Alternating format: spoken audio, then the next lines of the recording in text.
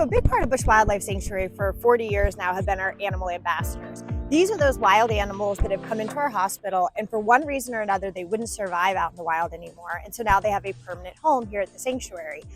It could be something where they were being kept illegally as a pet. They've been declawed. Maybe they were hit by a car and have a broken wing, eyesight issues, foot trauma. There's a whole lot of reasons why they become ambassadors here at the sanctuary. With these animals, and just like with humans, if you have a pre-existing injury, over time that can change. Bone can calcify around an old broken wing. Cataracts can develop in a previously injured eye, and also just age-related issues that occur as we all age. So being able to thoroughly examine these animals, keep up on their care, and monitor their pre-existing injuries, as well as anything that they may be dealing with as they age, is number one priority.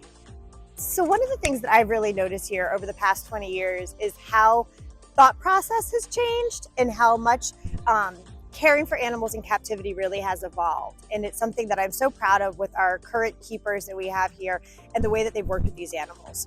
And where we've gone to now is the keepers here at Bush Wildlife actually train the animals on a daily basis for medical procedures. It could be something as simple as getting them to come up to the front of the enclosure and open their mouth so that we can actually examine their teeth without having to sedate them at all. Presenting their paws so that we can check their paw pads or maybe even trim their nails. They've gotten to the point where these animals, being our bears, our panthers, our bobcats, they will actually willingly take hand injections. Most days, that's just going to be a sterile saline solution, so it doesn't have any actual effects on the animal other than just a little bit of hydration. So when the day comes that we do need to sedate them for any kind of medical procedure, they're going to take it willingly and be rewarded for it by getting treats the entire time.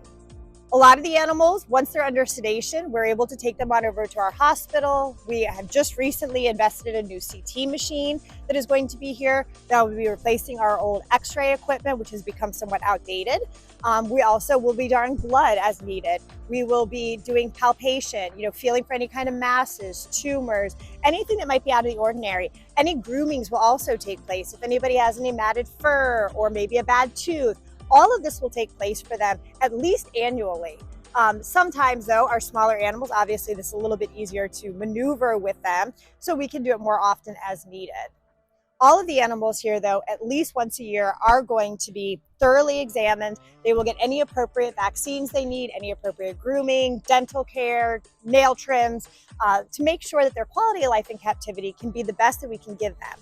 In the wild, they're often going to do a lot of their natural grooming based on the area they're living in. But when they're here and they're in a more confined space, we do have to sometimes get creative.